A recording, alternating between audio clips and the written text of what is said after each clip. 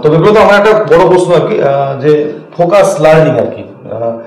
তো নরেন্দ্রপুরে তো আমি আপনার লেখায় পড়েছিলাম যে প্রথম দেখলেন যে অল্প সময়ে কি করে মানে পড়া যায় আর কি, বা ফোকাস কেমন করে দেওয়া যায়, যে এখন কারণ আমাদের সমাজে প্রচুর ডিস্ট্রাকশন এখন আসছে, বিশেষ করে মোবাইল ডিস্ট্রাকশন আর কি। তো এইটা কেমন করে করা যায়, তাতে মেডিটেশন? এইটা নিয়ে তো তুমি জানো আমি জীবন জীবিকা বইটাতেও লিখেছি, অনেকগুলো ভিডিও দিয়েছি। এটা একদম বাচ্চা বয়স থেকে যেটা বলি বা আমাকে এবং আমার প্রেসক্রিপশন ফলো করে প্রচুর মানে অভিভাবক খুব উপকৃত হয়েছে। অনেকে আবাসকাজ করে, এগুলো কিছু করার দরকার নেই। মেন হচ্ছে বাচ্চারা যখন তোমাদের ঘুমাতে যাচ্ছে, ঘুমাতে যাওয়ার আগে ওদেরকে ওই খুব সিম্পল আগে তোমার ধরো দুটো অঙ্কের সাথে দুটো অঙ্কের যোগ, দুটো অঙ্কের সাথে দুটো বিয়োগ, যেমন প্রাইমারি স্কুলে পড়ছে, সেখান থেকে দুটো অঙ্কের গুণ করতে করতে আস্তে আস্তে চারটে অঙ্কের সাথে চারটে অঙ্কের গুণ একদম মেন্টালি করতে হয়, মানে একদম শুয়ে শুয়ে। যেটাকে আমরা তুমি বলতে পারো যে আমরা মানে ম্যাথ মেডিটেশন বলি, যে মনে মনে এইগুলো করে ফেলা। তো এইটা করতে গেলেই তুমি যেটা হয়, একটা বাচ্চা বুঝতে পারবে যে তার ব্রেন কতটা ডিস্ট্রাক্টেড। কারণ কি, তুমি যখন একটা যোগ বিয়োগ বা গুণভাগ যাই করো না কেন, তোমাকে কি করতে হচ্ছে সবসময় মনে রাখো ইন্টারমিডিয়েট অনেকগুলো অপারেন্ট থাকে। অর্থাৎ তুমি ধরো একটা দু অঙ্কের গুণ করছো, রাইট? তো তুমি লাস্টের দুটো অঙ্ক যখন করলে তোমাকে তো একটা মনে রাখতে হবে যে আমি কতটা এখানে রেখেছি। তবে বোঝো, তুমি যদি ডিস্ট্রাক্টেড হয়ে গেলে তো তুমি ভুলে গেলে যে তুমি কতটা হাতে রেখেছিল, তোমার মনে থাকছে না। এবার এটা দু অঙ্কের গুণ একটা ছেলে যদি খুব ফোকাসলি করতে পারে, তার এক্স্যাক্টলি 7 থেকে 8 সেকেন্ড লাগার কথা। অবাক হয়ে যাবে, খুব ফাস্ট করতে পারে। যদি 4 অঙ্কের সাথে 4 অঙ্কের গুণ করতে পারো, যেখানে প্রায় 45 মতো অপারেন্ট তোমাকে মনে রাখতে হবে, মোটামুটি তার ওরকম 30 থেকে 40 সেকেন্ড লাগার কথা। এবার ব্যাপারটা ভেবে দেখো যে কি হচ্ছে। এটা কেন প্র্যাকটিস করতে বলি, যে এটার জন্য যদি একবার সে ডিস্ট্রাক্টেড হয়ে যায়, তুমি যদি একটা 4 অঙ্কের সাথে 4 অঙ্কের গুণ করো মনে মনে, তোমার প্রায় 35 ওরকম বোধ কাছাকাছি তোমাকে মনে রাখতে হয় জিনিসগুলোকে। 35 এর মধ্যে একটা যদি ভুলে যাও, তুমি আর সামটা পেলে না আলটিমেটলি। কারণ তুমি বুঝতে পারছো তোমার কতটা ফোকাস রাখতে হচ্ছে, পুরো 35 জিনিসটাকে মাথায় মনে রাখতে হচ্ছে, এবং ওই সময় তুমি ব্রেনে কাউকে অন্য কিছু ডিস্ট্রাকশন ঢুকতে দিতে পারছো না। তো এই প্র্যাকটিসটা অ্যাকচুয়ালি আমি অনেকে করতে বলেছি ছোটবেলা থেকে। যখন ক্লাস 5-6 পড়বে তখন সে 4 অঙ্কের সাথে 4 অঙ্কের গুণ করতে পারবে, কিন্তু একদম 1-2-3 যখন আছে তাদের ওই 2 অঙ্কের সাথে 2 অঙ্কের গুণটা অ্যাটলিস্ট যাতে করতে পারে দেখা উচিত। এটা করলে কিন্তু দেখবে যে রিডিং স্পিডটা অনেকটা বেড়ে যাচ্ছে। কারণ কি, একটা বাচ্চা তুমি যদি ওয়াচ করছো কিনা জানি না, 7 সেকেন্ডও আজকে তার ফোকাসিং স্কিল নেই।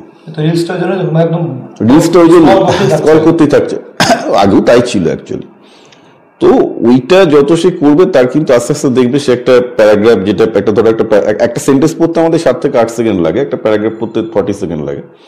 তো 40 সেকেন্ড মানে হচ্ছে তোমার 4 অঙ্কের সাথে 4 অঙ্কের গুণটা। ওটা যদি করতে পারে দেখবে সে একটা প্যারাগ্রাফও কিন্তু যখন পড়ছে তার কিন্তু অন্য ডিস্ট্রাকশন আসছে না, সে কিন্তু ওই সে সাহিত্যই পড়ুক আর সায়েন্সই পড়ুক খুব ফোকাস করতে পারছে। এটা খুব সাইন্টিফিক তোমাকে বলছি।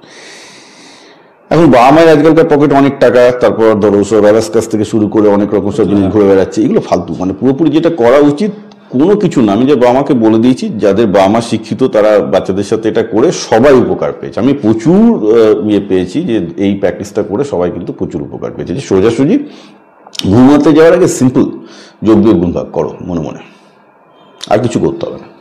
ঘুমাতে যাওয়ার আগে দেখবে বাচ্চাটাকে দিলে তো ও তো টায়ার্ড থাকে, 2-3টে করার পর আস্তে আস্তে ঘুমিয়ে যাচ্ছে। চলুক এই জিনিসটা দিনের পর দিন চলুক, দেখবে ভীষণ ইমপ্রুভ করতে পারবে। কারণ পরে ও তখন দেখবে যে ও কিন্তু পারবে না প্রথম দিকে করতে, প্রথম দিকে দেখবে যে একদম করতে পারছে না, তাতে বুঝবে যে ভীষণ ডিস্ট্রাক্টেড ব্রেন নাকি। যখন করতে পারবে তখন বুঝবে যে তার ব্রেনটা আস্তে আস্তে ফোকাস আসছে। ঘুমাতে যাওয়ার আগে স্টোরি টেলিংটা খুব ইম্পর্টেন্ট। অনেক আমি দেখেছি ভীষণ ইম্পর্টেন্ট। আমি রিসেন্ট ইন্টারভিউ নিলাম, ওর বাবা ওরকম বাইরে কাজ করতে ইঞ্জিনিয়ার আর কি। তোর মেয়েকে ওরকম যখন আসতে হয় শনির উইকেন্ডে ওইরকম স্টোরি বলতো, দিয়ে ঘুমাতো আর কি। হ্যাঁ, ওটা ভীষণ ইম্পর্টেন্ট। আমরা তো এখন আমি নিজেও করি, আমি তো ইউটিউবে তোমাকে যেটা বললাম ফিলোসফি বিভিন্ন টপিকে চালিয়ে দিয়ে আমি নিজে ঘুমিয়ে পড়ি। ওটা চিরকালের জিনিস, ওটা শুধু বাচ্চা না, এটা তুমিও করতে পারো। এখন তো ইউটিউবের যুগে তুমি অনেক রকম স্টোরি তুমি মানে ফিলোসফিক্যাল স্টোরি বা এগুলো শুনতে পারবে। সেটা ভীষণ রকমভাবে কি হয়, তুমি ঘুমানোর সময় দেখবে যে ওটা তোমার ব্রেনের মধ্যে আস্তে আস্তে গেঁথে যাচ্ছে আর কি। মানে ওটা বিকাম এ হ্যাক স্টেট আর কি। বাচ্চাদেরও তাই হয়। যখন ওইটা আমি কেন ঘুমাতে যাওয়ার আগে করতে বলছি, ওটা করলে কি হবে, ওর ওটা যেহেতু ওই পর্যায়ে পড়ে আস্তে আস্তে ব্রেনটা আরো ডেপথে চলে যাচ্ছে, ঘুমাচ্ছে, দেখবে যে আস্তে আস্তে যখন মানে ঘুমানোর মধ্যেও অঙ্কগুলো মানে করার চেষ্টা করছে, মানে ঘুমের মধ্যেও কিন্তু ওই নাম্বারগুলো দেখা শুরু করবে। And that's why you'll figure out that there is a huge difference coming in. কারণ তখন বুঝতে পারবে যে ওর নাম্বারগুলো আস্তে আস্তে ভালোবাসা শুরু হয়েছে নাম্বারগুলো। সেটা প্রচুর ছেলের মধ্যে হয়।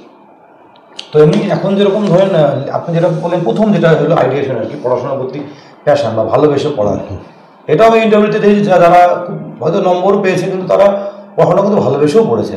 না সে তো আপনার তো সময়টা তো দিতে পারবে না, নাহলে তো একটু তো ভালোবাসতেই হবে, নাহলে ওটা কি তো সেই জায়গায় মানে সেই জায়গাটা কি করে মানে ওর মোটিভটা কি হবে? আমি বলছি যে ড্রাইভিং ফোর্সটা না, সেটাই তো আমি তোমাকে বললাম, ওই আইডিয়েশনের জায়গাটা তৈরি করতে হবে। আইদার সে আর একটা আইডিয়েশন হচ্ছে যে সে ভালো ছাত্র হিসেবে নাম ডাক করবে, অথবা সে বিজ্ঞানী হিসেবে নাম ডাক করবে। সেই সেলফ ডাটা কে করবে? আমি বলছি না সেই সেলফ ডাটা গার্জেন করবে আর কি। তো গার্জেন করবে। ধরো তুমি 1900 সিনেমাটা দেখলে, তুমি 1900 সিনেমাটা দেখেছো তো, রাইট?